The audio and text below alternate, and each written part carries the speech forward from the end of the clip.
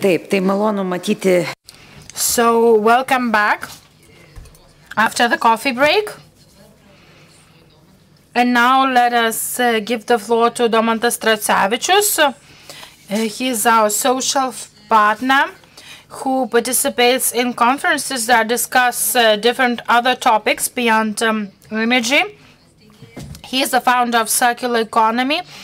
He will speak about the fast way forward, how to boost renewables in Lithuania.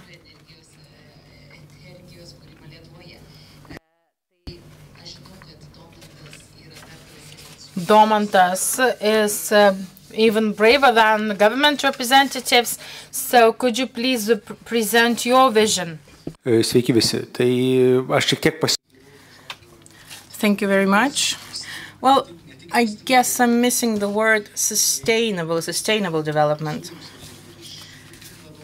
And we heard proposals from the CEO of Litgrid that were going to be the exporter of energy. But in any case, let's do that without going into conflict with the nature and the people, because those things do happen. So we can ensure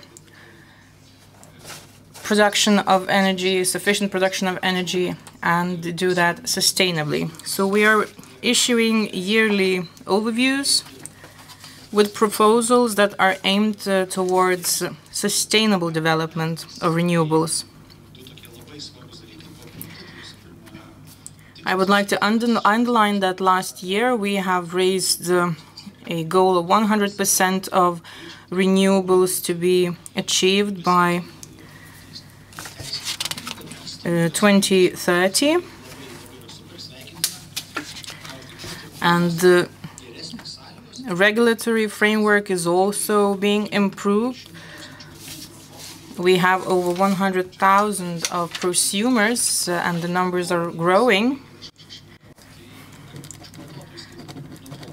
And let's not forget that this March they produced about 56 megawatts of electricity from renewables. But I'm really appreciative of the Ministry of Energy's activities that announced the call for tender within the municipalities to assist the people in developing the production of electricity from renewables, and many people will be able to make use of the funding. And this is also something that I'm missing. That is, there are people who are lacking the necessary information, so perhaps we should ensure greater access to the information and do that through certain soft channels, perhaps through the main electricity providers who could inform regular people on the available tools that would enable them to develop electricity from production from renewables. The Ministry of Environment has also adopted the necessary legal regulation to protect certain areas, certain territories of Lithuania, and unfortunately, those are quite vulnerable areas. But what we are also looking forward to is speedier development of the renewables capabilities. We will be looking forward to taking part in all the activities and sharing best practices from abroad. So there are some areas where we would like to see greater development of wind power plants in these particular areas in Lithuania, those that are less populated. Certainly, development of the grid in those territories in advance is a necessity, but this should not be done at the cost of prosumers. And there are many people willing to produce energy, and they're fighting for this right. What is also suspending the acceleration of the use of renewables is the breakthrough package that provided for the provision that multi-apartment buildings all of them should be equipped with solar panels. Unfortunately, this provision has not been achieved. It has not been implemented. New residential buildings, they provide for the greatest potential for the production of electricity from renewables, because half of the prosumers live in those buildings. In addition to that, the Renewables Directive, the second Renewables Directive, has not been fully transposed. This means that not every remote prosumer has the possibility to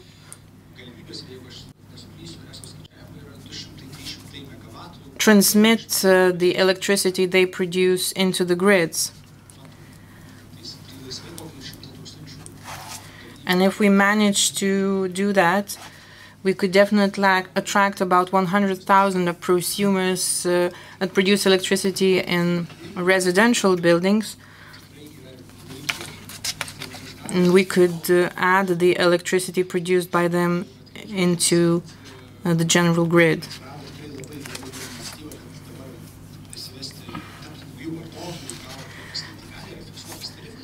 We now have a fixed tariff for those willing to increase their production capacity and access the grid. So the same could be done with for every prosumer, meaning that anyone that produces electricity, irrespective of the capacity that they produce, could be able to join the grid under a certain tariff, irrespective of the scope of capacities that available that they have. Business is certainly a very important part of the economy, and we should avoid discrimination against them.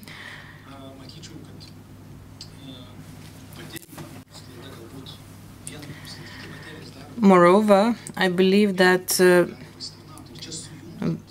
battery capacity that could be increased through both prosumers and the electric vehicle owners is another step forward, because this is a solution that also contributes to decarbonization, because the batteries used by prosumers and the electric vehicles are those that contribute to the balancing, electricity balancing.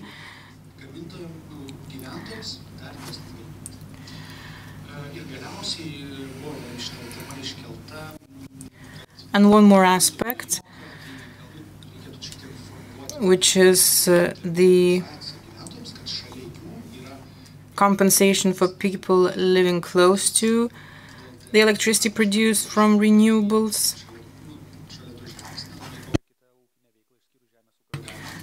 Well, there are people who live in agricultural areas and nothing more than agricultural activities can be cultivated there. So I believe this is more of a gift rather than compensation for people conducting these activities. So that would be it on my part. Thank you, Domantas. I see that there are people who are not always agreeing with you, but we'll see how this will go in the discussion part. And I would now like to give the floor to Jan. And now we switch rather from the renewable side to the other side of the coin, as we say, the other side of the energy transition coin, to energy efficiency. And it's my huge honor on the first hand to have now a representative of the European Commission, Madis Laniste, but I would also let you know that we are also doing the EUFORES energy efficiency activities within a big European Commission project, which is called the Energy Efficiency Watch. And Niels Borg will also speak later about this. And would like to get your feedback also a little bit about what is the narrative here in Lithuania about efficiency. We had already excellent debates out there. But as an introduction to more details about the energy efficiency legislation that just comes up from Brussels And again, my bosses in the European Parliament are the rapporteurs for the Buildings Directive and the Efficiency Directive. But Madis Laniste from European Commission, from the Unit on Energy Efficiency and Policies, he's a policy advisor there. Madis will introduce us now, well, to the latest stuff that comes from Brussels and how you see stuff. Okay, Madis, the floor, the screen is yours. Okay, thank you very much, Jan, and good morning to everyone, and happy to greet everyone also from the side of the European Commission. So, my name is Madis Laniste, I'm coming from the Energy Efficiency Unit of the DGNR, and currently mostly working with the topics on heating and cooling and related energy efficiency issues in the Commission. And what's my plan for today is just to provide a short update of the latest EU energy efficiency policies development. And if you talk about energy efficiency globally, then the political momentum for energy efficiency is very good. So last year in COP28 in Dubai, our President von der Leyen launched the Global Energy Efficiency and Renewables Pledge. And with this, the countries that were associated, or countries that are associated with this pledge, are claiming that there should be constant improvement of the energy efficiency, and this should be around 2 to 4% per year until 2030. And so far, 132 countries have been joining this pledge, and we are still counting a few ones that are going to join this initiative as well. So there is a strong political momentum globally for the energy efficiency. That's the first and the good news what I can say about the global perspective. Secondly, what's going on in the EU? Recently there has been a revision of the key energy efficiency legislation in the EU, and first of all our energy efficiency directive was recently revised, and it was published in October last year during a significant update of the existing energy efficiency directive in EU. And today also the energy efficiency of buildings directive was finally adopted by the Council. It means that this is also a new directive that is going to be published soon and will be binding for the Member States and the Commission as well. And third policy domain of energy efficiency that is equally important is the eco-design and energy labeling regulation, and these are addressing the efficiency in products, and currently approximately 30 products are covered with these regulations. So there is 17 energy labeling regulations and 30 eco-design regulations in place addressing the efficiency of energy using products in EU. So there is a very broad legislation and a number of legal acts that are there to regulate the field of energy efficiency in EU. And recent revisions of these acts will ensure that it's for us more probable that we are going to achieve our 2030 targets that have been endorsed by the Council, and we are moving closer to these targets by 2030. So briefly about the Energy Efficiency Directive, what I want to highlight. First of all, what's its composition? So the main elements of the Energy Efficiency Directive that came into force last October are that, first of all, EU has a binding energy efficiency target. And according to this, 11.7% of the baseline consumption, the consumption should be less than 11.7% compared to 2030 baseline consumption.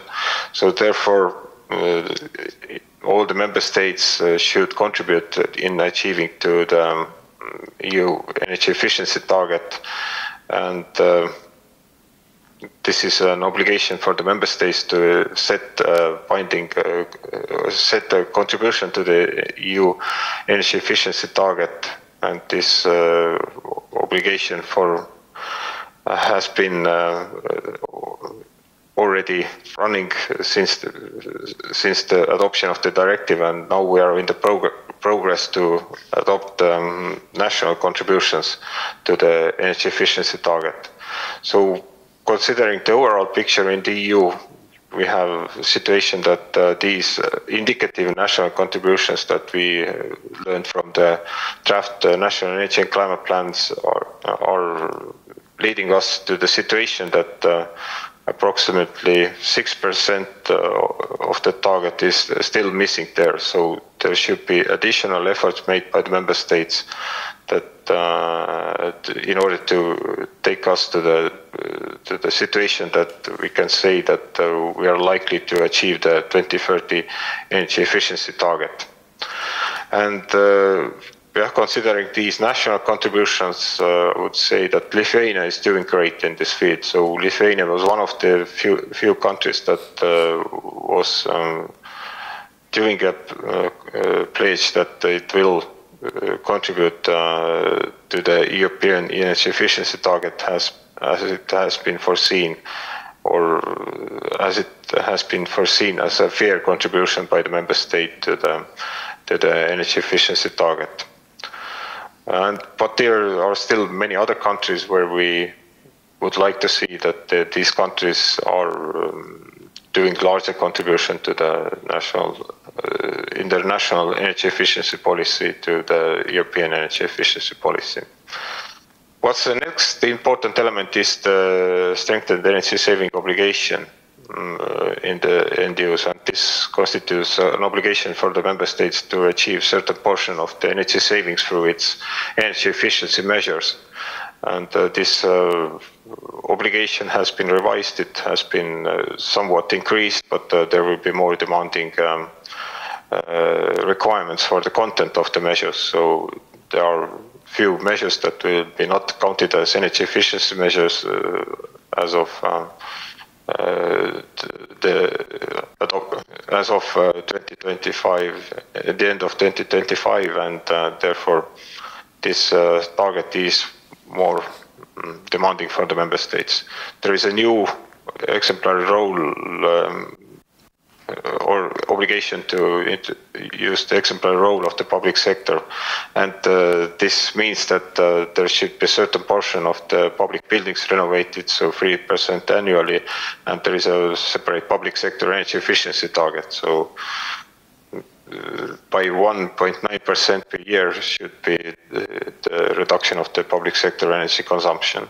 In addition, there are specific demand-side measures addressing the large-side enterprises where the consumption is more than 10 terajoules per year. The obligation is to conduct periodically energy audits and identify the energy efficiency measures that are available in these companies. Regarding the consumers, we are also considering that the directive is considering that there should be more attention to the energy poor households, and there should be measures adopted for the consumer empowerment, and this directive foresees several new instruments in this area. And finally, there is measures that are addressing the supply side of the energy consumption. And in this area, there is an instrument put in place that gradually the fossil fuels should be phased out from the efficient district heating and cooling.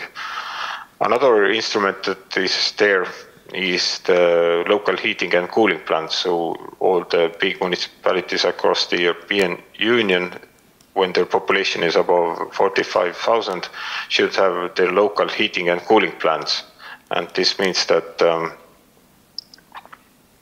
these local heating and cooling plants are designed to meet local goals for the decarbonizing heating and cooling supply.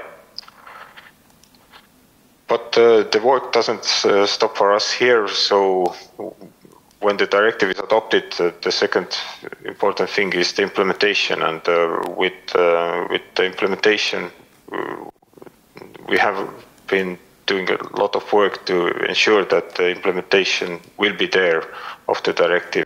And this will mean the work in two fronts. First of all, supporting the member states in their practical implementation related questions. So we are developing specific recommendations for the member states in this area. And the second thing is, of course, the financing, how to ensure that these energy efficiency measures are implemented in the member states. So what is the current situation is that in order to meet our long-term energy efficiency targets, we have to invest annually approximately 300 billion euros. But the public funds and other funds that are there are not able to cover this investment need, what is there at the moment in the energy efficiency area. So their investment should be scaled up, and our assumption is that approximately 165 billion euros more should be invested in the energy efficiency area to ensure the achievement of the energy efficiency goals. So this 165 billion euros is approximately equal to 1% of the European GDP. And what it also means that considering the financing, the typical investment should come from the financing should come primarily from the private sources. So 85–90% of the financing in the renovation of the building should come from the private sources, and the public from the public sector's contributions. This needs to be made. This should be ensured that these public sector contributions will attract private capital in this area. So this is hugely important to achieve our energy efficiency goals in the longer term. Of course, there are some European requirements in the place, so such as taxonomy regulation and other instruments there, but still there is still quite a lot of work that needs to be done on the European level and also backed up on the member states level. So with the energy efficiency directive, we foresaw several new things that the member states should ensure in their countries, and it means that there should be more wide offering of the financing by financing institutions in the member states of the products targeting the energy efficiency, and there are some specific reporting requirements on the volume of energy efficiency financing, and in addition, there should be strengthened cooperation between the private and public financial institutions, what the member states should ensure through its implementation of the Article 30 of the Energy Efficiency Directive. And in addition, on the European level, we are working towards the setting up the energy efficiency financing coalition. So this is an initiative that was launched last year. All the European member states have joined this particular initiative, and now it should be operationalized by the authorities and the Commission that is going to implement this. So there will be three-level. There is a separate governance foreseen for this new initiative, and the first and the most important task of this financing coalition is to significantly broaden up the energy efficiency financing in the future. So what I can say about financing in general in the member states and in the EU in the energy efficiency area is that the financing is hugely dependent on the allocations made by the member states in the area of energy efficiency. And we have also the EU funding programs that are listed here in this slide.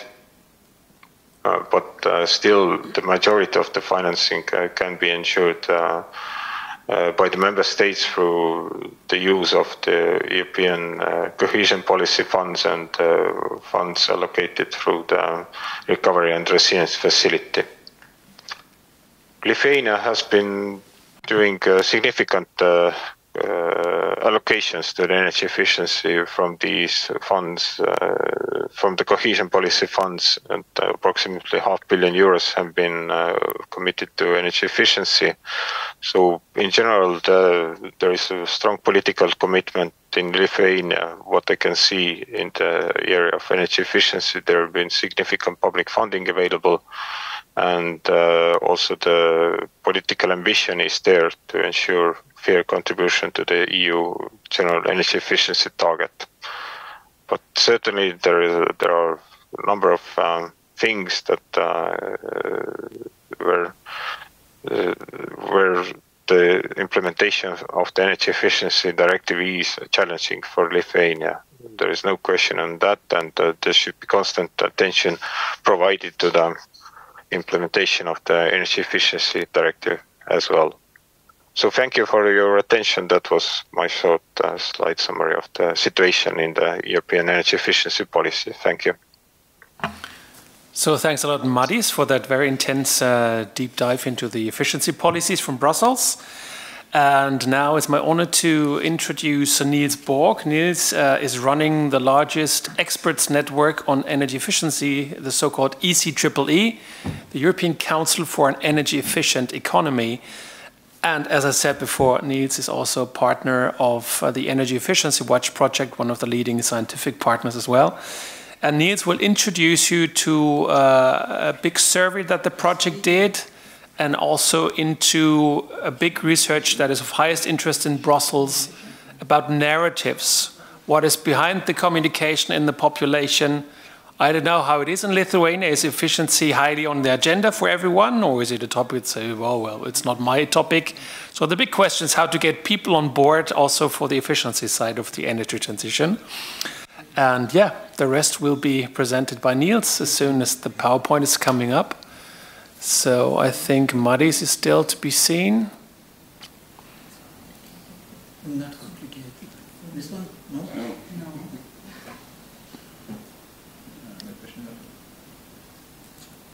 No, it's not this one. It's the one next to it. So probably in the meantime I continue to talk. I mean, maybe I make the use of the time. By the way, Niels is organizing also with ECEEE the so-called summer studies, which is every 2 years one of the biggest gatherings of energy efficiency experts, and the next one will be close to Paris, beginning of June. So I can only recommend everyone among you who is working on efficiency to be part of that and spend a week there with the experts on efficiency from all of Europe. So it's very interesting.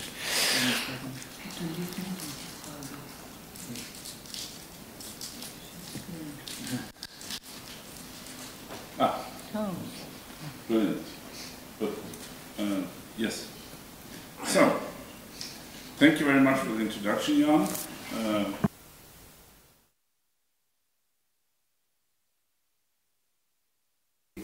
Yes. Start from the beginning. Yes, okay, sorry.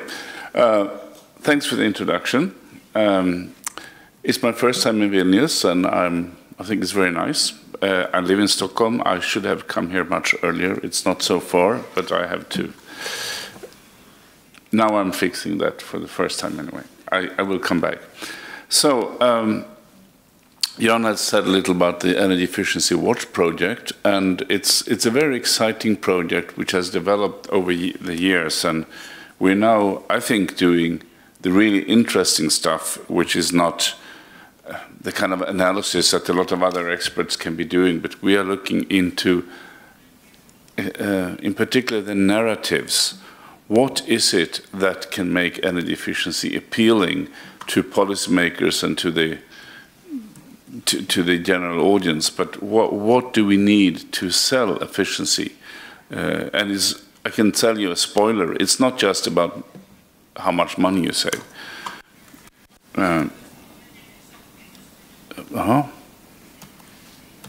Where do I? Oh, I must. Oh, I need, okay, I need to press that one. Okay, thank you, sorry. So, I think one question we need to ask ourselves, is it sharing burden or sharing opportunity? Very often we hear, oh, we don't want to do this, it's expensive, it's costly, and people see this as, why should we save so much when they don't save so much? But I think as a starter, we need to think about this being an opportunity for development, for changing the societies towards a more towards the direction we want, that actually can help us achieve a lot of our other goals. So it's, for instance, the climate protection. Well, if you don't believe in climate change, well, then you don't care so much. But it's hard to say that the war in Ukraine doesn't happen. And it's about energy security and safety. It's improving our economy. Efficient companies, efficient countries are more resilient to change, will be more productive, will be richer, simply as that. So jobs and growth, and I think also we saw that in the energy price crisis last winter, not as much this winter, but still facing it, a lot of energy poverty. Sweden, we have never spoken about energy poverty before. People couldn't really acknowledge that it existed, but actually it happened for the first time. That it was there, of course, before, but now people had to admit, yes, we also have it. So I will just skip this one because we just had a good show of what's been done in policy. So the Efficiency Watch project, these are just some of the organizations behind, and my role, I would just say, is for ECEEE, we are a network of experts. We are not a research organization, we don't have many employees, we don't do a lot of studies, but we are, let's say, a platform for our members where we bring together members, we bring together their experiences and their knowledge, partly through this conference that John mentioned, and we disseminate and we facilitate exchange of knowledge and information. So, energy efficiency.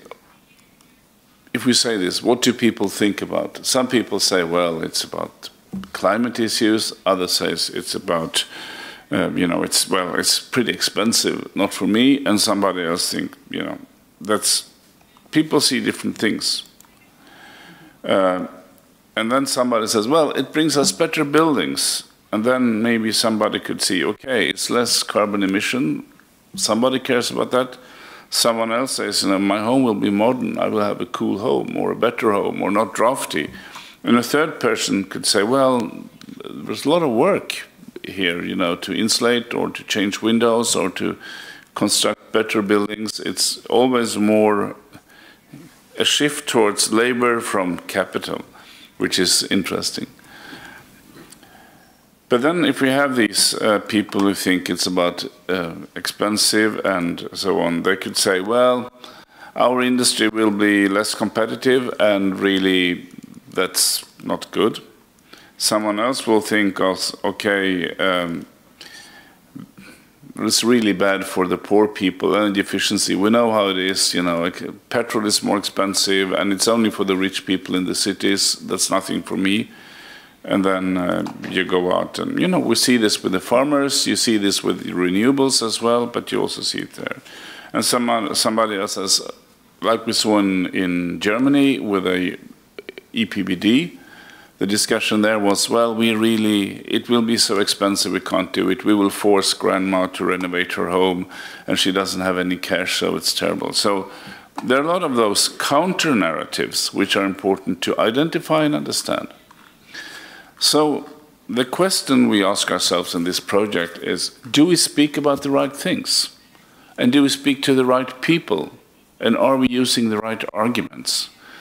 Do we speak too much about costs when maybe we should speak about jobs and economic growth? So there are a lot of things we could really question. How do we communicate? I think, honestly, we've been far too much dominated by economists and engineers when we've been communicating about energy efficiency, and far too little about a holistic view, what it can bring to the society more in general. I mean, we need economists, we need engineers, but we shouldn't just speak that kind of language, because then people will say, well, it's not so much, the savings aren't so big, but maybe not for me, for my house. But if every house, in Sweden we did a study, or in the Nordic countries we did a study last winter with the prices, and they concluded that with 5% reduction of the energy demand in the southern part of Sweden could bring down electricity prices by 40%.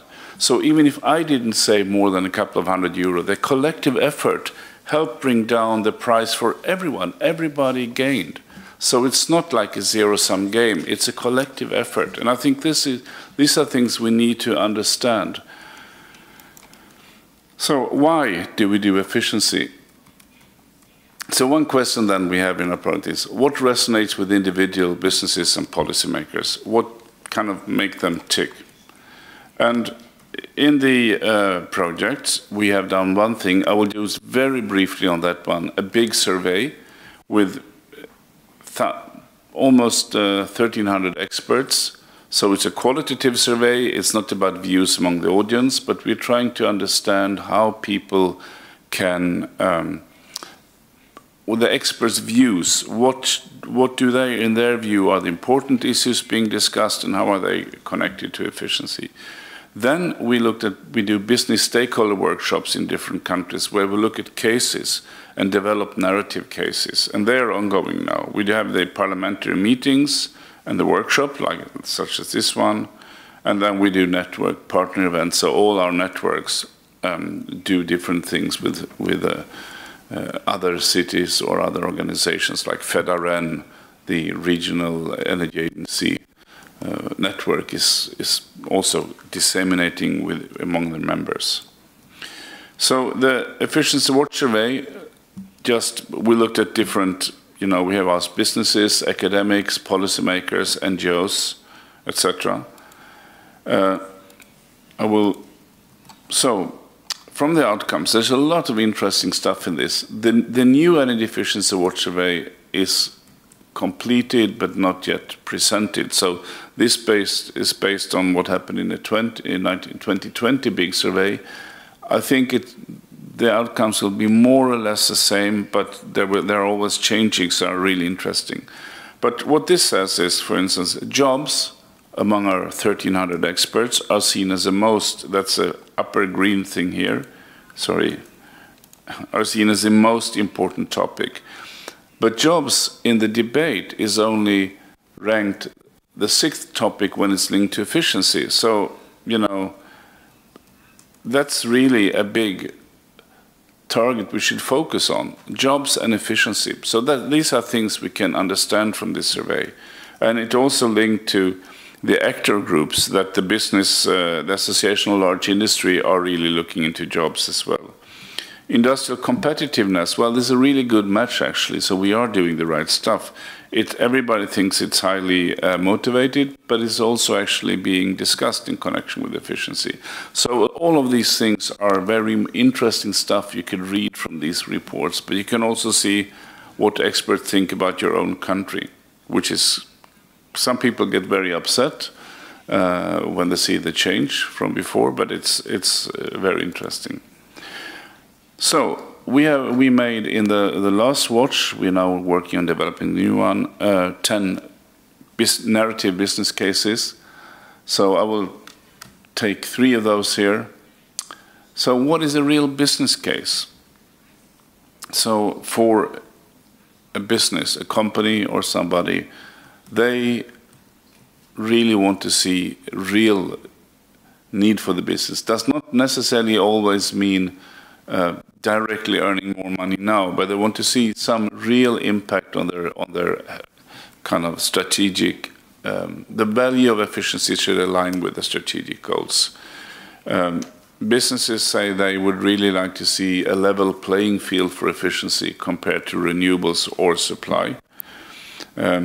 Businesses are always interested in synergies with renewables. So they would be, for instance, interested in, if you go and do solar PV on a big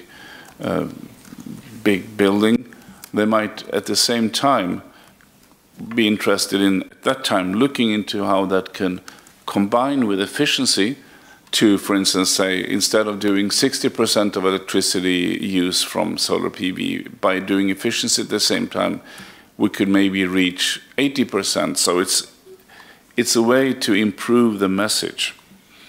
They also think we need to scale up good practices and good business cases, so we can do many of those things. So we can, as we do in every other aspect, cut price by volume, do things more and more, learn, do it many times. So it shouldn't be custom-made products all the time. Businesses want to see that there should be favorable conditions for specialized companies, so they can really, they look for a society that creates, let's say, an ecosystem for the really good companies so they can develop their skills and not doing it, something. There can be specialized building companies that are really doing efficiency, for instance. And we need to move this so this becomes a mainstream, not just something that's, you do because you're good. It should be the mainstream thing you do. Another case, it's related, of course, is adoption of new technology. We know that the target groups are fragmented. We need to understand what shapes economic behavior and willingness to adopt new technologies. Why do people do that? That's really interesting to dig into. And when we give financial support, we need to do it in a smart way, not just handing out money.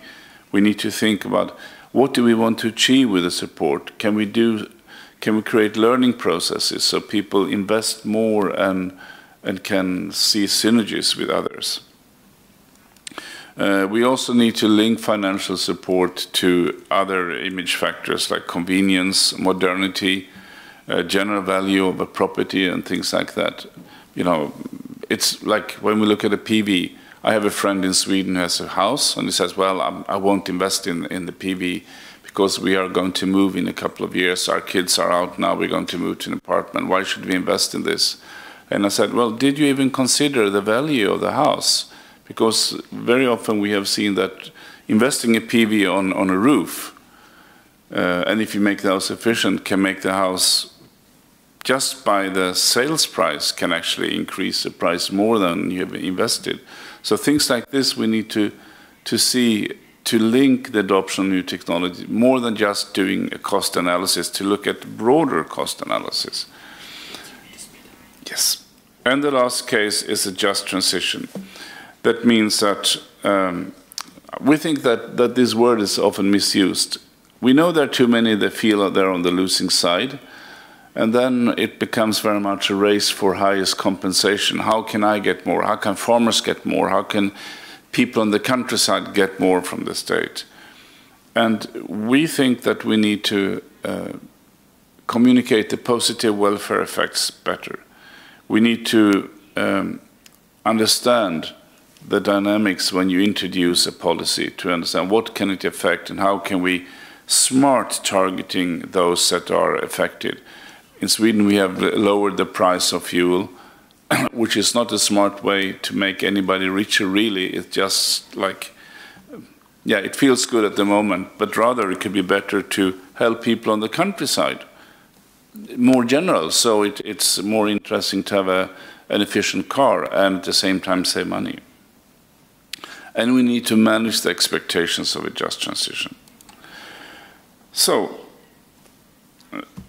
we need to act beyond traditional policy areas. How do we describe the change? We need to communicate across sectors. We need comprehensive policy packages, across sectors and policy areas. And we need to have multi-sector policies. This requires more from policymakers, but I think it will pay off. And give all policy measures a supporting narrative.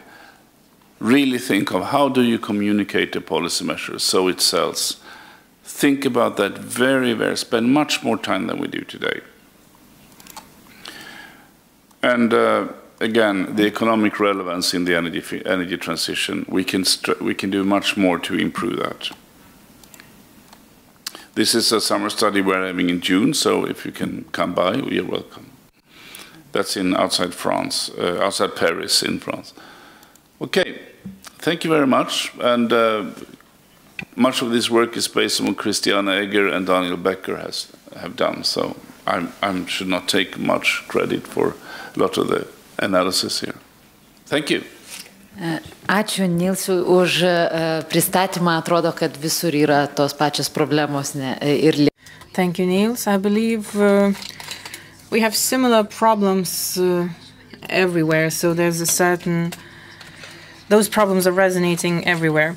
So let us move on to the next presentation by Ms. Inga Žilienė, Deputy Minister of Energy of the Republic of Lithuania, who will present a presentation on energy efficiency policies in Lithuania, the plans of the government.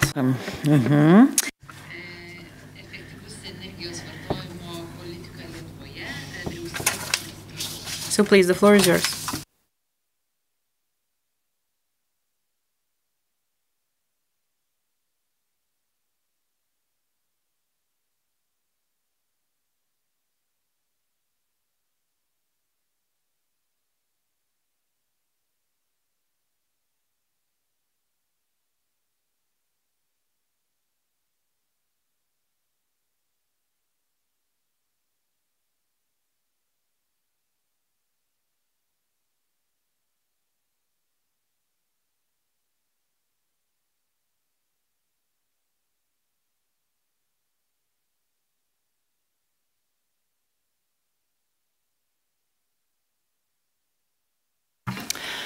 Labą dieną visiems. Iš tiesų. Good afternoon, ladies and gentlemen. It's a pleasure to know that energy efficiency has found its way in this conference. When it comes to energy efficiency, we usually focus on energy security, energy efficiency, and renewables. And we tend to forget energy efficiency. In 2023, we faced a crisis of prices, but every time we deal with a crisis, we manage to exit it successfully. The recent one has taught us that we need to change our behaviors and look into what needs to be done in the long term. This is just one slide demonstrating how we looked before the crisis. So a situation that might resemble the situation in other countries. That is the correlation between the growth of GDP and the growth in energy consumption. So despite the fact that the GDP was growing, we see that in 2020 and 2022, energy consumption dropped. That was when certain companies moved to more effective energy sources,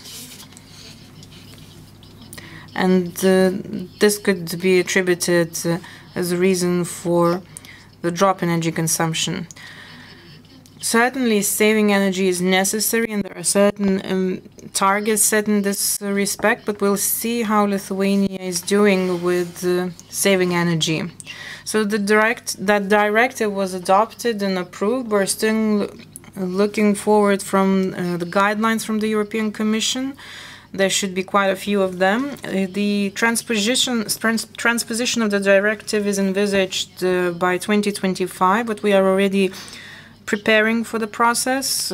We have a few legislative packages prepared, and we are hoping that this autumn the Parliament will receive a package of legal acts for consideration, and hopefully by that time we will receive the attention from the public, from the industry and the public organizations.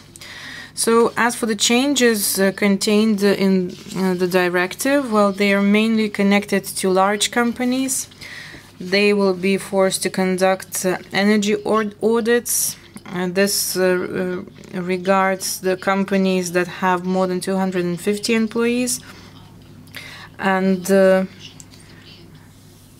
scope of energy consumed will be at the focus of these audits.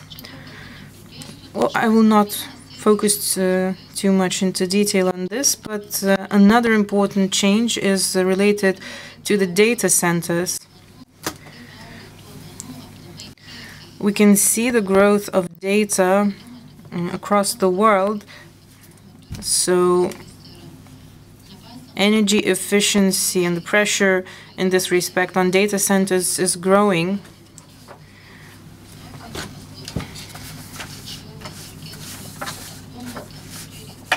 Certain energy efficiency related requirements to data centers also comes from the directive. For instance, an obligation to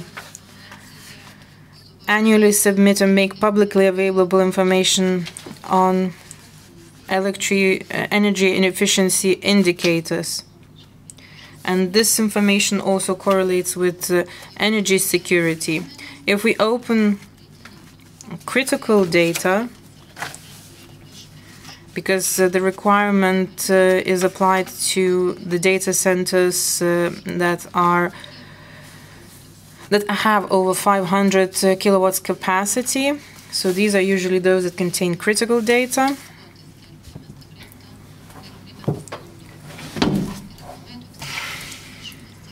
And in general, we would like to draw the attention of the European Commission on the obligation to make publicly available information on certain data, because the current situation, changed situation following Russia's aggression against Ukraine, forces us to critically think whether or not we need to allow open access to some data, because perhaps we should consider the introduction of certain encrypting, for instance. As for Lithuania, Lithuania has new targets set following the latest directive. Compared to the years 2021, we have to reduce our energy consumption by 22.5%. That is, our electricity consumption has to go down from 65.8 terawatt hours to 51 terawatt hours. This does not include energy production from hydrogen, because this will also add to the total numbers. Now let's move to the implementation process. At the moment, the government is in the process of drafting the national energy and climate plans. And according to the plans, Lithuania is obliged to save up to 35 terawatt hours. And with the current measures available, we have the potential to ensure savings of 46.4 terawatt hours. However, additional funding is needed. The additional funds could come from the social cohesion funds. The Ministry of the Environment is coordinating the allocation of these funds, which are mainly earmarked for the reduction of poverty. But these funds have great potential to be used effectively for energy consumption savings. Those funds, however, can be absorbed only as of 2026. So the years 2022 were the years of the energy crisis, and we all turned back to energy saving, irrespective of the sector, be it business, public sector, or residential sector. So the government has adopted an energy savings plan, which was drafted and implemented within 2 years. According to the plan, public sector companies have to save up to 20% of energy. And we're doing quite well. Over 2 years, we managed to save 11% of our energy. The situation is different with heating consumption. But in general, to turn this energy savings plan into reality, funds are certainly necessary. The funds could come from different European funds. A total of 1.3 billion euros are available. And those funds are allocated either to multi-apartment buildings renovation, to individual houses renovation, change of boilers, renovation and automation of heat points in multi-apartment buildings, and so on. We're happy to note that the companies who do not take part in industrial pollution credit schemes have joined these efforts and use the funds to ensure energy savings. So we're happy to note that the companies got the gist of energy saving. As for some of the measures that were employed, first of all, these included behavioral changing measures. This mainly relates to the shutdown of hot water in public buildings, teleworking at least 2 times a week, from Thursday to Friday or from Friday to Monday, because this gives an opportunity to reduce heating in public buildings and save energy thereby. Another solution chosen was the reduction of temperature indoors during the heating season in empty premises, as well as installment of automated doors, replacement of old conditioning devices into new ones. We are working in cooperation with Turto Bankas, or the state-owned real estate manager.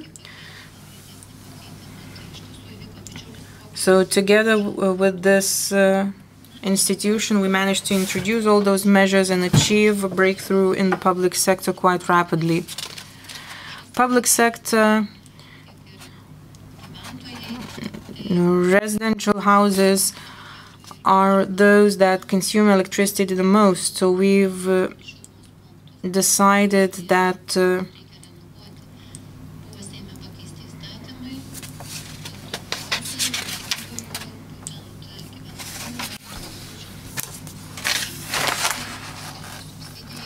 heating stations or heating units in public and residential houses had to be renovated.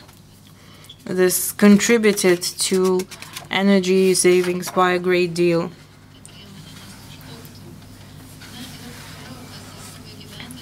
As for some other solutions, quite easy solutions, that was dimming or shutting down of lighting of buildings from 1 a.m. to 6 a.m. because that's the period of time when we have fewer tourists in the streets to amaze our buildings. Ministries that were in charge of IT management and data centers management were also charged for finding ways how to reduce energy savings, reduce energy consumption in the public establishments under their control.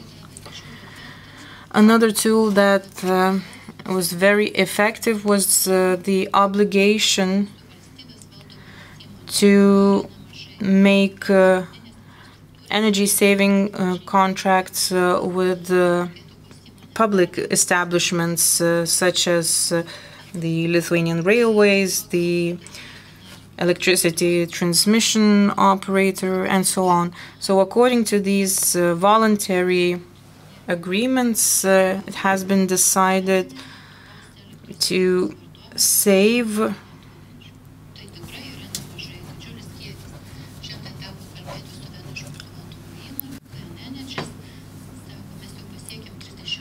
about 68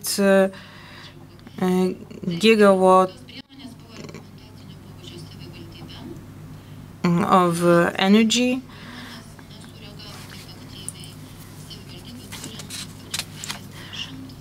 However, we have many municipal and state organizations or establishments, and those voluntary agreements, we have only 7 of them in total, so state-owned enterprises are more likely to conclude such voluntary energy savings agreements if compared to the municipal enterprises.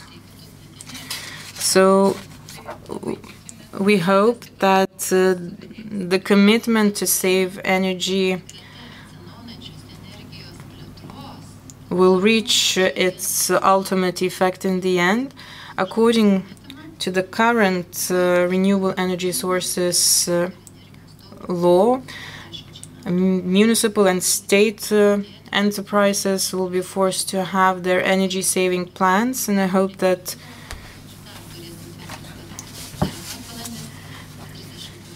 by 2030 we will be able to save up to 8 terawatts of electricity. So now every ministry has the possibility to see how much energy they saved on the public scoreboard available at state-owned real estate manager Turto Bankas. So we managed to reduce electricity consumption by 11% over the last year, and hopefully we'll be able to move forward in the right direction further on. Thank you very much. Thank you.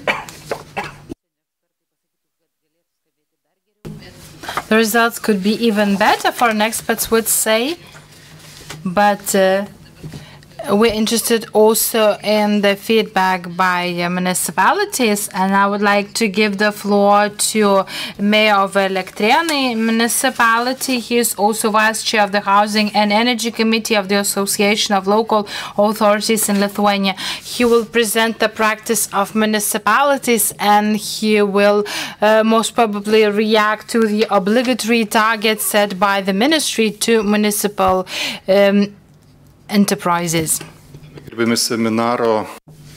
Good afternoon, ladies and gentlemen. Please don't be surprised, but I want you to congratulate on the coming professional day. Next week, on the 17th of April, Lithuania celebrates the Energy Experts Day. And since your work is related to energy, this is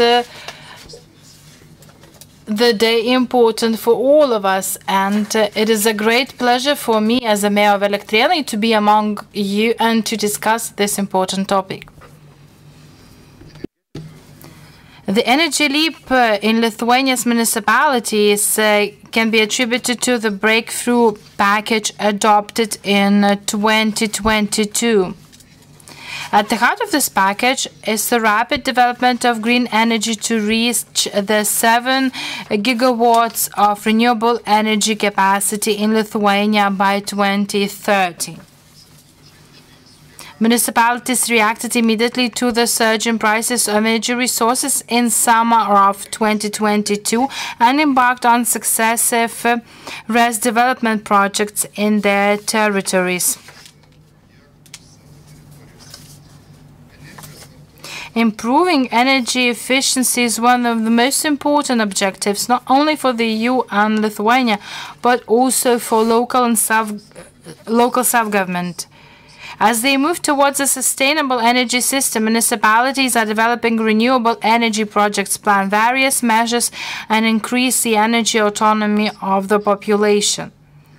In practice, all municipalities have built action plans for the development of renewable energy, the purpose of which is to establish the measures implemented by municipalities to achieve the national targets laid down in the law of the Republic of Lithuania on renewable energy. And the targets mentioned by the Vice Minister, these are imperative targets. This is that we don't discuss. The imperatives need to be implemented.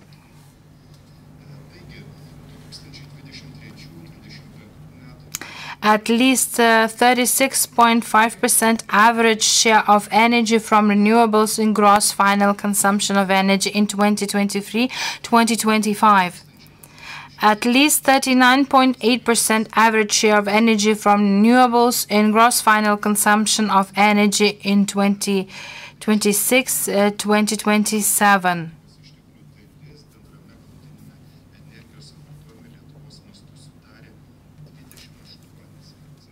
The share of the renewables in gross final energy consumption in Lithuania in 2021 was 28.10%. These results were mainly driven by the share of renewables in the heat sector, which accounted for 48.62%.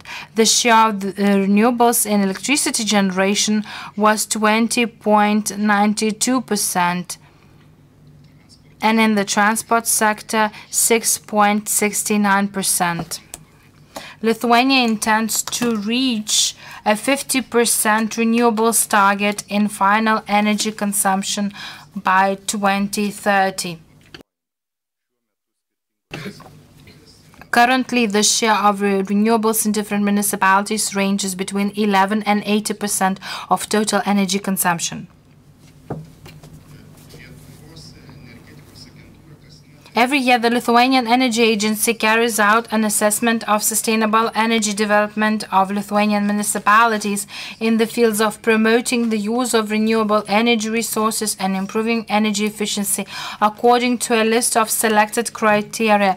And on this slide, you can see the criteria. I will not name them. The results of the assessment carried out in 2023 show that the following municipalities achieved the best results in terms of promoting renewables and improving energy efficiency in 2022. So this is the map of all those municipalities, and Kaunas district municipality obtained 54.5 points out of 100 possible, Klaipėda with 53 points, Birštonas 50.5 points, Mažeikiai district municipality 46 points, and Druskininkai municipality 45.5 points. As a mayor of the municipality, I am glad that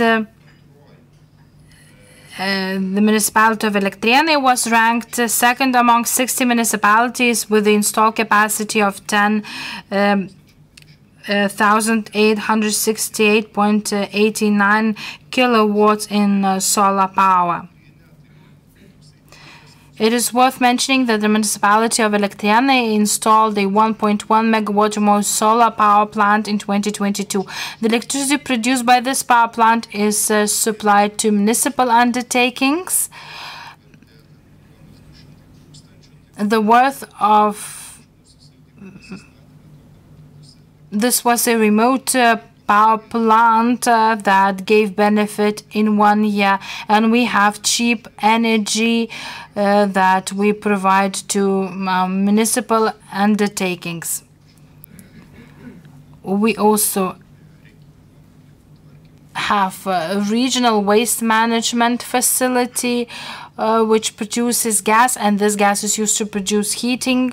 We also have a food waste management facility, which also has gas as byproduct and is finally used for heating production.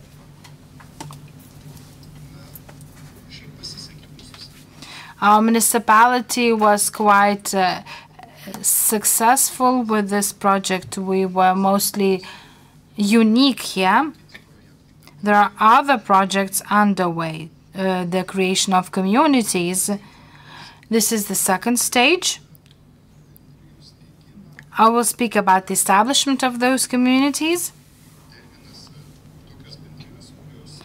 Such communities that would enable and help people in energy poverty to acquire cheaper energy, and also this would also support municipalities. This would be a soft loan up to 15 years with unlimited amount in size with maximum 3% interest rate. The soft loan would finance a part of the power plant for the needs of the municipality and its institution. Part of the power plant would be used by financially disadvantaged people, free of charge, or residents of the municipality entitled to social benefits.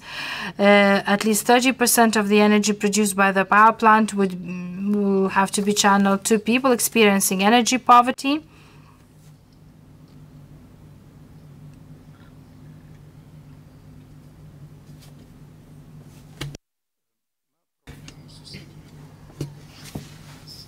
We also face many challenges on the establishment of such municipalities. The opinion poll among municipalities was conducted, and municipalities claimed that the need for energy capacity is 73 megawatt hours. 12 municipalities plan to establish a community within one municipality, and they plan to cooperate with other municipalities. In many municipalities, the project is at the initial phase only.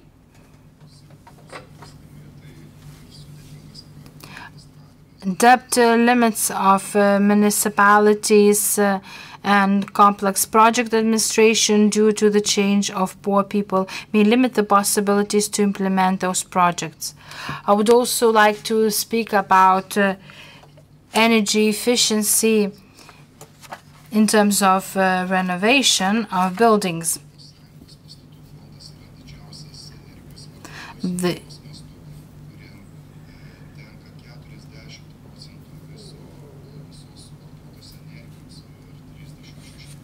36% of emissions, greenhouse emissions, is attributable to the buildings, and therefore the renovation of the buildings is the main task in order to achieve climate neutrality. It contributes to poverty reduction, job creation, and creation of a better microclimate. In 2020, October, the renovation strategy was presented by the European Commission, and this is one of the main pillars of the Green Deal plan. And the task is to promote comprehensive renovation of buildings. I would like to address the challenges that are faced in this area. The energy performance classes are very important for municipalities. Cities want to contribute to climate change mitigation and create a better living environment, not only by renovating multi-apartment buildings, but also renovating the entire suburbs. Therefore, the municipality is successful in implementing renovation projects, though at the national level no financial measure has been foreseen.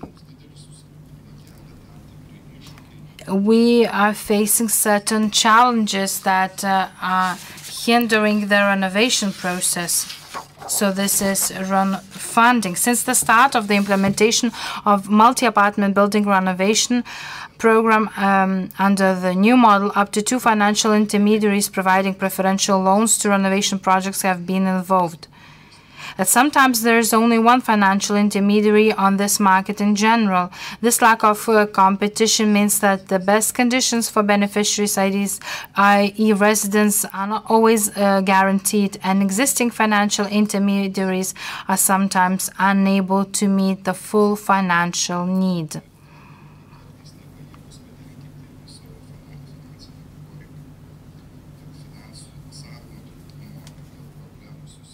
Problems with funding consistently hamper the signature of new funding agreements, which does not only lead to new applications, but also to the lack of implementation of previously approved projects. The procedure for contracting preferential loans for the modernization of multi-apartment buildings to be provided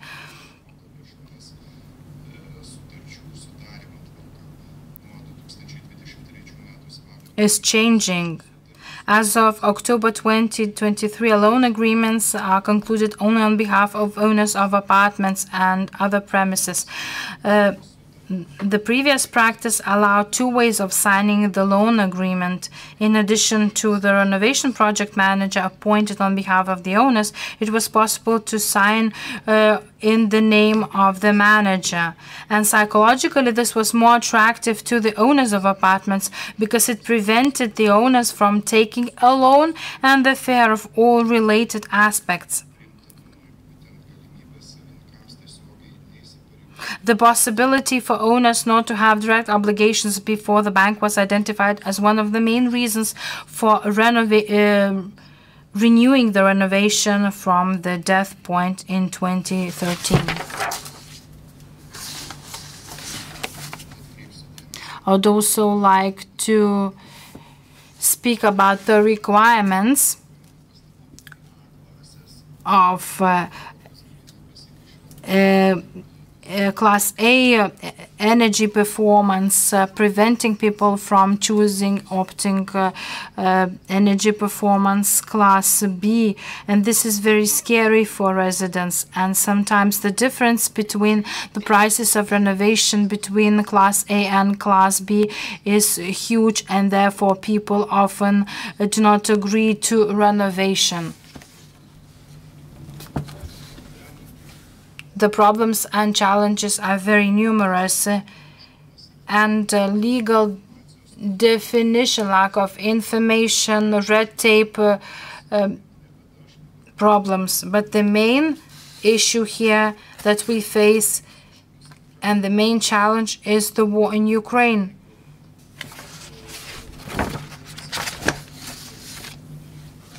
We want to see the renovation process to be more attractive, the installation of houses, the charging of electrical vehicles.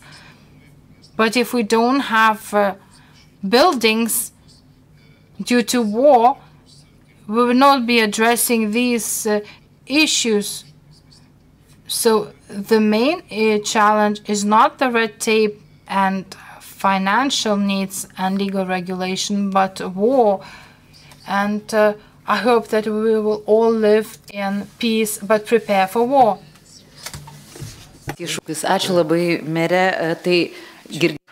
Yes, so security is the major challenge. So thank you, Mr. Mayor. We've listened to an approach of a state or a municipality, rather. Now let us listen to the view by Mr. Vidmantas Janulevičius, presenting Confederation of Lithuanian Industrialists. Thank you, Madam Chairwoman. Ladies and gentlemen, it's a pleasure to take part in the event with like-minded people. It's not that often that a meeting manages to gather different stakeholders sharing the same view. Thanks to this shared view, we managed to achieve the said breakthrough over the past 5 to 7 years. I know that we are pressed for time, so I will begin from some historical remarks. Let me give you some information in my slides on the natural gas prices, because we have seemingly forgotten about the energy crisis that we have recently faced. Yesterday was a milestone. We managed to export electricity, green electricity, by the way, to Sweden. This was an impressive figure that we managed to see yesterday. Over a very short period of time, starting from the decommissioning of our nuclear power plant and from being the larger electricity exporter, becoming the largest electricity importer next to Luxembourg. So this is the current result. I believe we're finally reaching our energy security goal.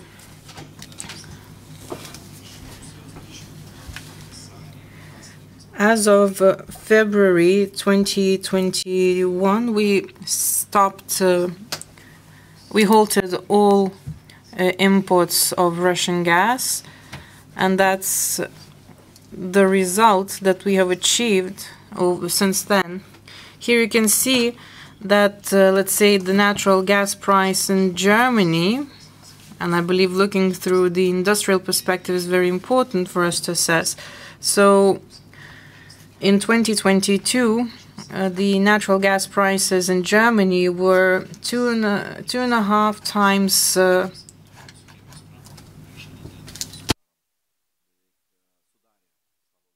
lower compared to us. At that time, natural gas accounted for 8.5% of our GDP.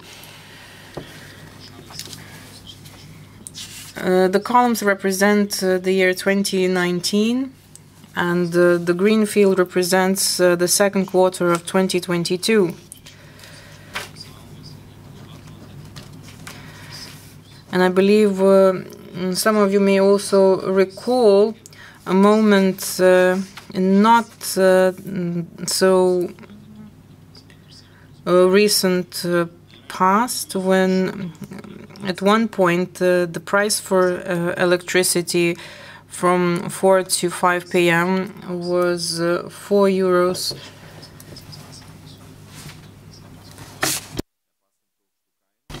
So irrespective of the high prices that existed, we managed to achieve those records. Our electricity exports have been growing because China was blocked, because certain supply chains were broken, but we paid the price for that. And we had to deal with the certain demise of our industry. In 2023, our exports reduced to 11%. I really enjoyed the presentation by Mr. Niels Borg, because apparently what the EU needs is about 2 to 3 trillion euros invested in renewables, that is solar, wind energy and hydrogen, in order to make us fully climate neutral and avoid fuel imports. In 2023, the European Union imported fossil fuel estimated at 1.2 trillion euros. Fortunately, more than 50% of those sources came from the countries that are friendly to us, mainly the US and Norway. However, the other European funds, they reached not so hostile countries, including Russia. So perhaps we could invest more in the balancing mechanisms so that one investment into renewable energy could make sure that we have the cheapest price for electricity. I would also like to go through the electricity prices from 2023 versus 2019. You can see the average electricity prices back in 2019. Back then, Lithuania was in the top 3 of the countries where the electricity prices were the highest, because we couldn't generate our own electricity. Because if we compare ourselves with other countries, we can see that our suppliers could not keep up with the contracts and they had to terminate them. The fines that were envisaged in those contracts, they were equal to the prices for 1 month.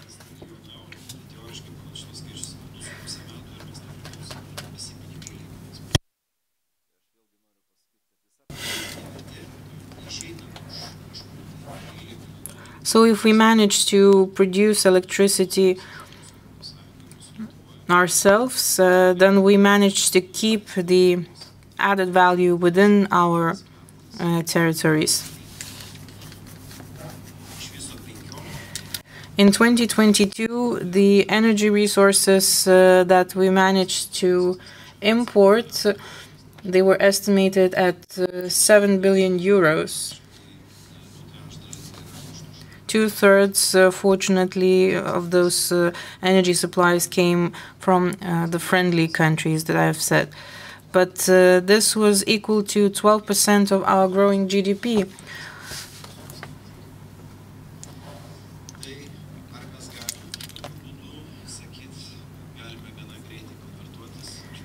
So, based on that, can we keep up and move forward? Well, I believe we will do just that. We will continue investing. And bearing in mind yesterday's milestone, where the price for electricity stood at 0 euro cents to our suppliers, I believe that was a major breakthrough. We just have to make sure that the income for our suppliers remains stable.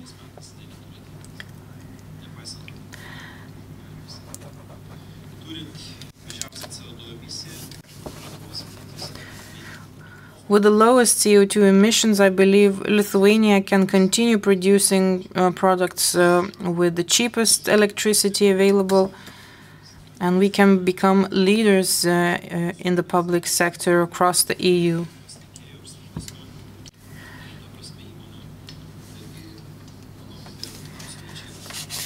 So I believe this could definitely be a reality. I will try to skip some of my slides. You can see how much our industry is sensitive to the natural gas prices. Here you can see the average prices. But as you can see, Madam Vice Minister, at one point expensive prices were not so bad because some of the sectors managed to save some electricity. So apparently we tend to waste some of the electricity, and this should be the starting point for some critical thinking.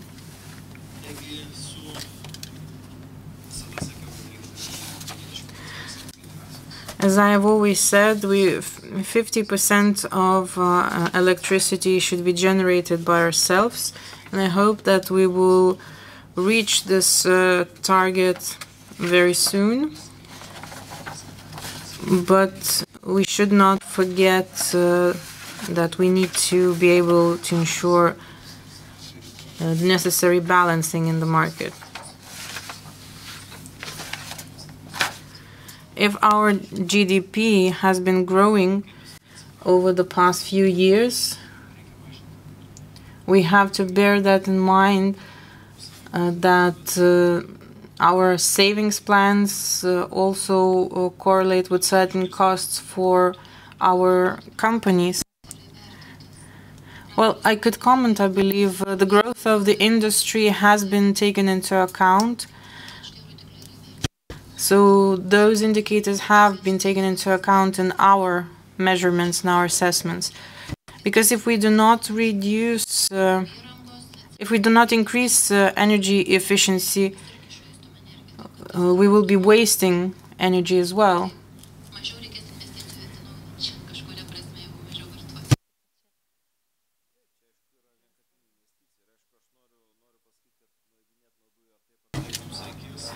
Well, I'm just trying to say that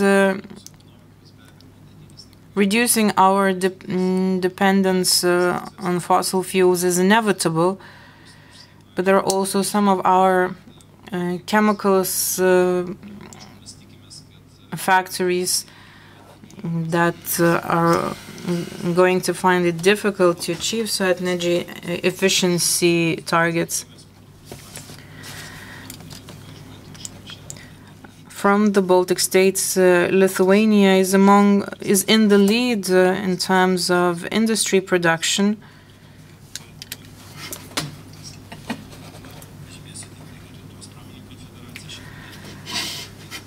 The Confederation of Lithuanian Industrialists represents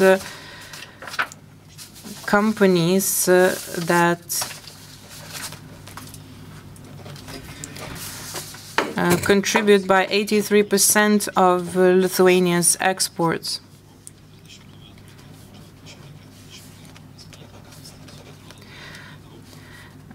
Investing 140 million euros every year is quite a lot, but this is what the EU requires in order to save its consumers from the outcomes of the energy crisis caused by Russia's invasion in Ukraine.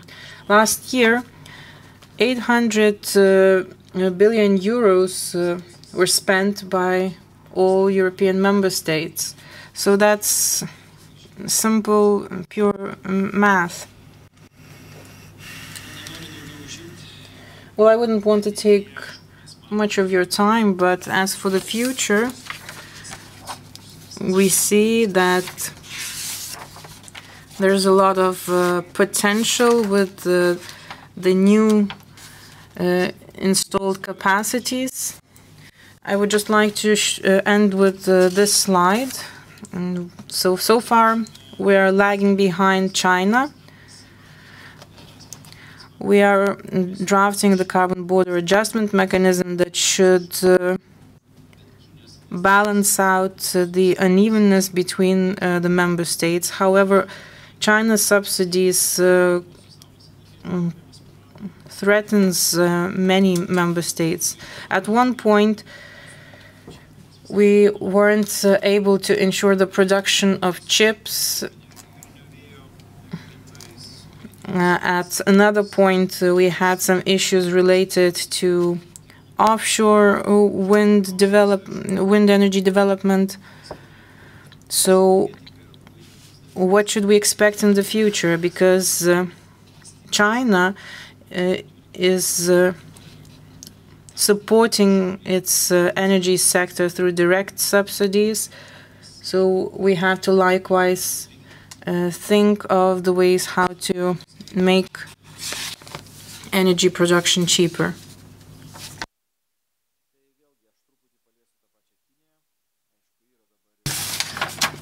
So, coming back to the issue of China, certain investigations related to Chinese subsidies are now underway in some European countries.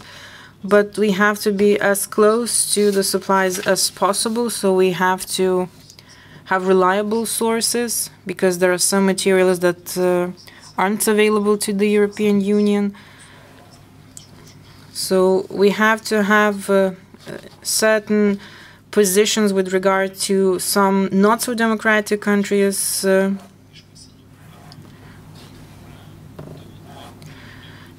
China dominates in the processing of primary metals. So I believe that the EU should look into that, because this is the industry that creates many jobs and that has great potential. But if we reduce our dependence on Russian materials and move to those brought in by China, I will believe that this will take us nowhere.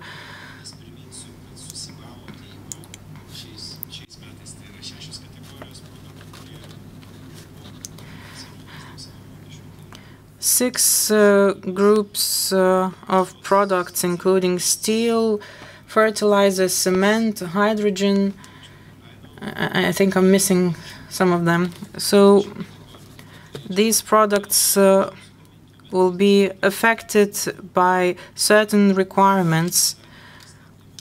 So I believe we shouldn't be afraid of the high prices. The cheaper the price for electricity is, the better it will be for our residents and for our industries, and certainly the investors will have to wait for the return of their investments. Thank you. Thank you for this extensive presentation. Well, actually, it is difficult for me to understand all those sums of money that you mentioned, but I understand that we're all interconnected, so that energy is interrelated with industry, and this is interrelated with the populational welfare. And we certainly want to have more clean energy, more efficiency. And the last presentation of today is made by Laura Lukoševičienė, head of the Housing Policy Group at the Ministry of the Environment of the Republic of Lithuania. She will speak about the building sector and the savings there. We have recently conducted the parliamentary control there, and we can see the overview in this sector. Good afternoon, ladies and gentlemen. Today we discuss the Green Deal and the targets for Lithuania in terms of energy efficiency in building sector. I will overview the current situation, the current building stock, what are our plans and possibilities, the economic criteria that promote Lithuania on its ambitions, goals, and why it is important to accelerate the renovation projects of multi-apartment buildings.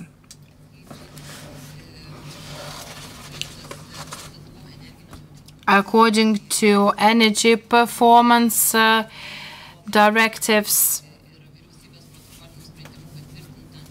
the government approved a long-term renovation strategy with its main goal of transforming the current buildings so that by 2050 they become energy efficient buildings with the possibility to becoming net zero buildings, independent of fossil fuels and according to the universal design. When we speak about the building stock, we have in mind nearly 660,000 buildings of different purpose, where 85% of those buildings that were built before 1992. This means that 41,000 buildings are multi-apartment buildings that need renovation, restructuring, because different utility and engineering systems have already been outdated, and this requires transformation. If we want to achieve the goals by 2050, Lithuania seeks to reduce the consumption of annual energy and reduce the consumption of primary energy and reduce CO2 emissions. If you see those results, the strategy was formulated in the way that more than 1,000 of buildings would be renovated per year, and this would need 60 billion euros of investment. What is the context and why it is important in the long-term period to set these tasks, goals, and envisage the measures? A complex geopolitical situation, unstable energy prices, new requirements for energy performance of buildings, and also the implementation of the European Green Deal and the Fit for 55 package, recommendations from the European Commission, the EU Fund Investment Program requirements for 21-27, which envisage high energy efficiency, development of financial mechanisms, mobilization of financial institutions. There's also a limited budget of the state in providing support for the renovation and announcing the calls for the renovation of buildings.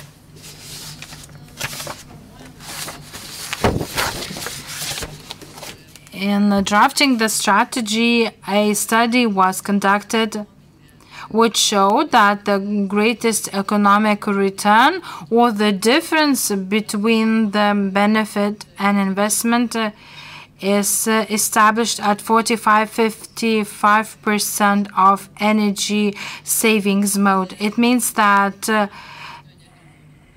buildings should be renovated to achieve the energy efficiency class A or B.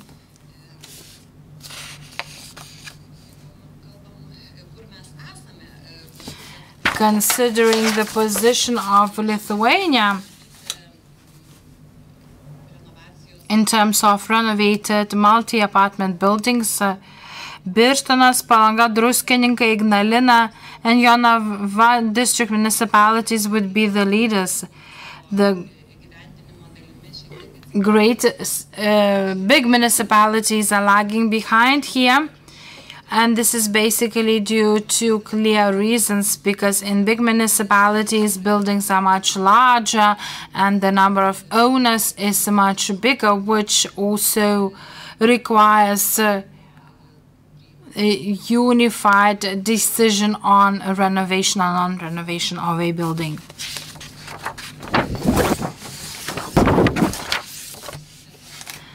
In its program, the government has set to renovate multi-apartment buildings in the amount of 1,000 per year.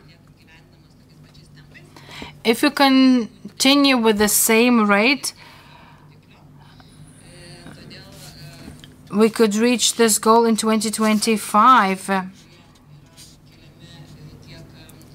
The current targets with the existing funding, I will explain the calls for energy efficiency A class of renovation of buildings is that we are waiting for new calls, and we might expect the calls for other energy efficiency classes. In addition to multi-apartment buildings and their renovation, we also renovate individual houses. Applications were made for around 2,000 of buildings.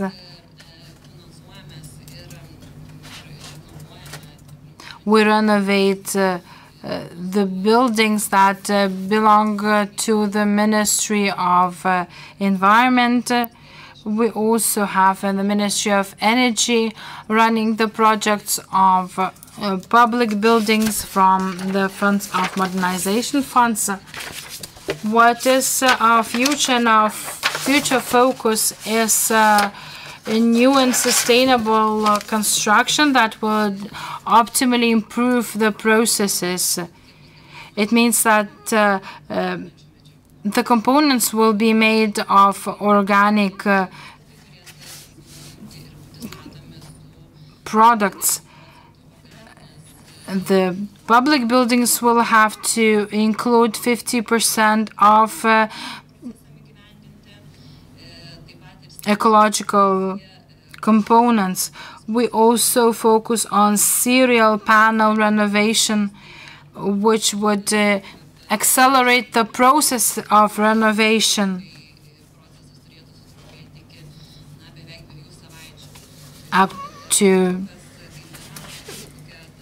Our aim is 2 months. Estonia is implementing such projects now, and we are seeing this in Lithuania.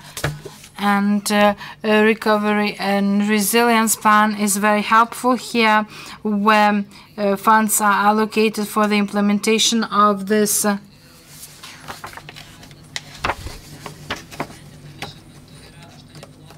Currently, we have 8 pilot projects, including multi-apartment buildings and public buildings, and we hope to get a renewed methodology on how to implement the processes of mass renovation. In addition to that, support is also given to modernization, digitalization, where all the characteristics of the buildings through energy efficiency aspect would be stored. What are our future challenges and tasks? We need to further digitalize the processes, to review the processes of renovations and take decisions that would ensure shorter and swifter and more efficient renovation process. In June,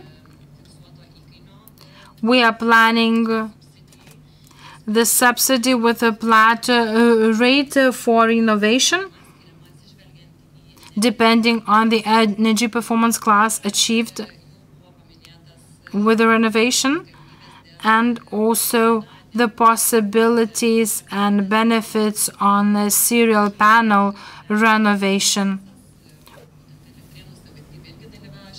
Elektrėnai municipality is also taking part in this, and we plan to prepare a handbook for municipalities to improve their processes. And this would focus not only on targeted buildings, but on the improvement of the entire infrastructure. I would like to say that the main aim that we have is to improve the process and to focus on 3 efficiency and sustainability dimensions: economic, social, and environment.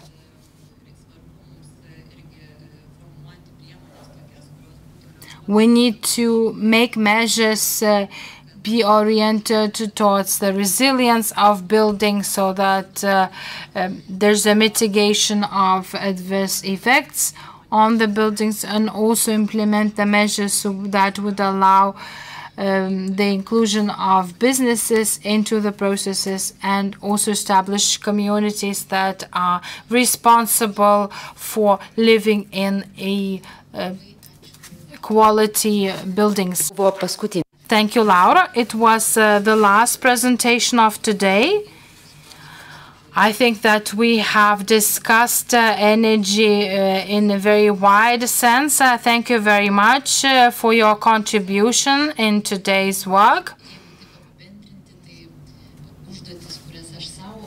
The tasks that I have outlined for myself, I've heard the requests. I cannot promise that this will be implemented because I'm not the only one who is responsible, and I think we need the feedback of other parties as well. I also heard that we are too rapid and too fast in changing legislation, and this becomes a limitation for businesses, and it is often unfavorable towards businesses, which creates additional stresses and unexpected. All the experts and representatives of the government who spoke today have the feeling that we are going towards an ambitious target. We need to discuss on certain issues and certain details to make our path more quick and more easy. Certainly, we see different visions on the part of the state authorities, NGOs, and businesses. This is very natural.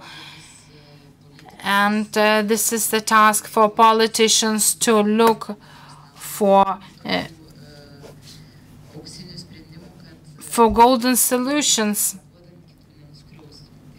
so that by creating something new, we do not hinder something that we have, so that we can ensure energy resilience, competition, and energy efficiency. So my tasks are clear for me, and now the final words will be given by Jan Grais, how he sees our Lithuanian situation, the European context.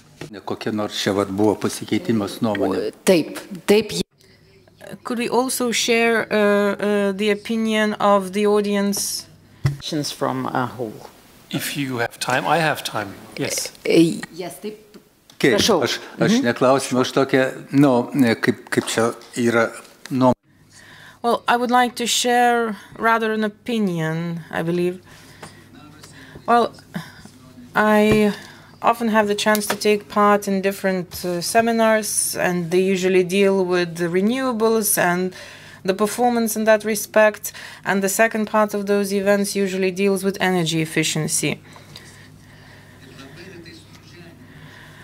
And very rarely do both of these things have some connection.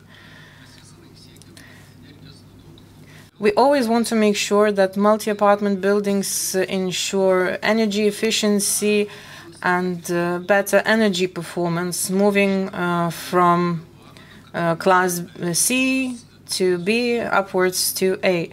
The less energy they use, we believe, the less CO2 they will emit. But what should we do if green energy is being consumed, one that does not emit CO2 emissions? Well, for instance, quite recently we have renovated one multi-apartment building in Vilnius settlement. The building has a solar panel on the rooftop, a boiler, and uses 3 times more electricity, consumes 3 times more electricity than before the renovation. So in terms of energy efficiency, this is a bad example, but apparently the house emits 0 emissions. So it seems to be a 0 emissions building. Let me give another example. A measuring center at the Kaunas Technological University uses the heat that produces to heat the building, and uses much more energy, although emits zero emission. And a few years ago, we've conducted a presentation here in the Seimas on what's best for renovation, and that should be insulation up to 5 centimeters. That would ensure zero CO2 emission, but greater energy efficiency. So these are just some of my remarks. So I believe my point is that we should find common ground between energy efficiency and renewable, because I believe from the economic point of view, it is much more efficient to use more renewables as opposed to reaching greater energy efficiency. Thank you very much. Some very good observations. Whenever we have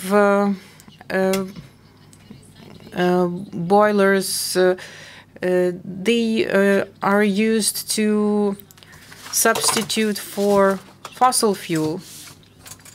And so, in general, we reach energy efficiency in the long run. So, heating boilers is one way of reaching this end goal towards energy efficiency, and that's the kind of transition that we are currently supporting. I would just like to repeat myself: the less energy we consume, the less equipment needs to be installed. So we focus on several elements at once: renovation, renewables, energy efficiency. We sometimes get the wrong impression that we focus separately on renewables and energy efficiency. No, we're working towards the same goal at the same time. Thank you very much. Would there be any other observations or comments? Well, if not, then Jan, please, the floor is yours. You share my heart. This all is about, as I said before, the two sides of the same coin. The long-term goal of EUFORES is 100% renewables, super high efficiency. And I think the big elephant in the room is systemic thinking, of course. You could not only optimize, you could not put 5 meters of insulation there and then burn it with coal. I mean, it's the right mix of things that makes things economic, that makes it useful, that makes it nice. Because, I mean, installing PV on the roof or windmills, if we use 5 times more energy, it's 5 times more steel, 5 times more material, 5 times more surface, you know. So I think, and that's the beauty what you see in Brussels, for example, that the efficiency communities, and I don't know if you, with your friends from in Europe and so on, they think more and more systemic. And the next step was what European Commission did with the Green Deal, Fit for 55, is try to integrate things much more. All these renewables directive, efficiency directive, buildings directive are much more interlinked than ever before. But it's for a political process nightmare, and you all know how difficult that is. So, well, I could talk for hours. But I wanted to say thanks a lot, and also probably to give you a bird's perspective a little bit more. It's now the 3rd time that we're here physically with this workshop, and a lot has changed and moved forward. Then we had COVID, then we had the Ukraine invasion and all the consequences. And I think many people have woken up that the energy transition is just the way we have to go. And I think if you say, some people say, hey, we should go slower. But yeah, we've seen now in the Putin energy crisis that suddenly the industries all over Europe say, why didn't we invest into stable renewables much more beforehand? So that our long-term expectation of cost is more reliable. And that's all the stuff that we all have to think about. So I'm very happy that things are moving very fast forward. It's just a matter how to bring people on board on efficiency, on renewables. And Niels, what you said was really amazing. That the communication to get people on board. Also, by the way, I don't know how the discussion is here in Lithuania.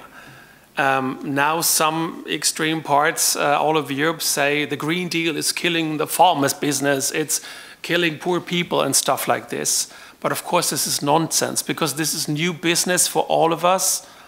This is innovation, this is future market. And if you want to have an industrial base in Europe in the future, of course you have to invest into that, and you have to go into innovation. Some things are about protectionism, probably against China imports, carbon adjustment at the border, for example. But I think the biggest thing is innovation into systemic solutions, both efficiency and renewables, in an integrated way. And I think we are on a very good track, and we cannot go fast enough, of course, but I mean, to change things, to reconnect grid, to refurbish buildings, that's a big, big thing. And last comment, content-wise, I always say you cannot export the renovation jobs to China, for example. So that we build these systems, this will not be done by Chinese workers in the end.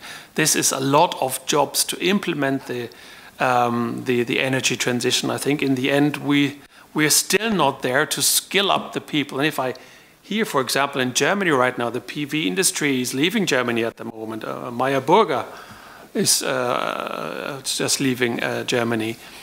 And for installers with these super cheap PV modules, it doesn't make sense anymore to build the PV on the roof, because people don't want to pay the installment cost anymore. So it's crazy effects at the moment.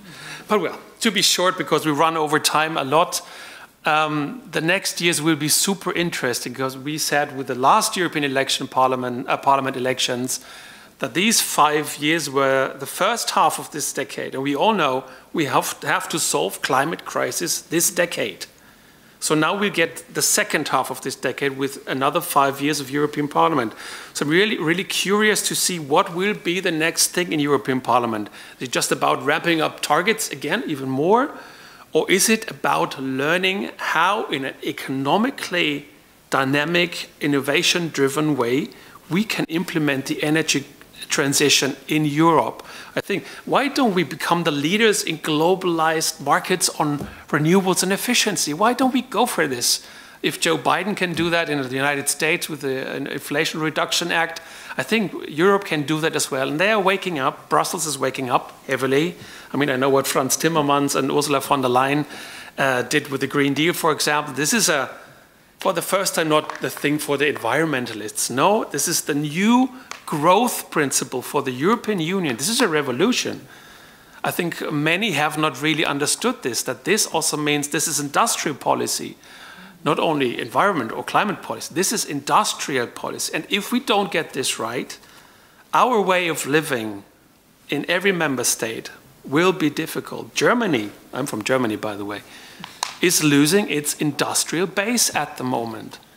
And we're always complaining about ourselves, but I think we also have to wake up a lot.